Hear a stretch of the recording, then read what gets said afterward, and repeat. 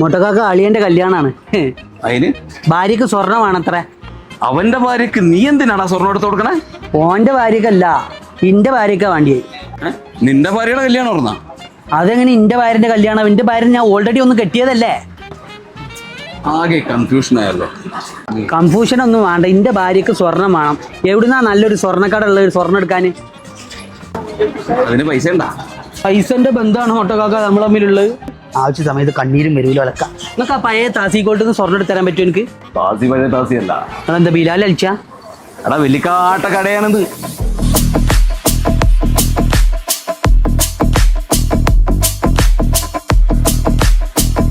വിപുലീകരിച്ച താസി ഗോൾഡ് വമ്പൻ കളക്ഷനുമായിട്ടാണ് നിങ്ങളുടെ മുന്നിലേക്ക് വരുന്നത്. നിങ്ങൾ നാട്ടിൽ പോകുന്നവരാണോ? Come to താസി. ഇവിടുത്തെ ഡിസ്കൗണ്ടുകൾ എന്താണെന്ന് അറിയണ്ട. 50% ആട്ടാ ഗോൾഡിന് മേക്കിംഗ് ചാർജ് വരുന്നത്.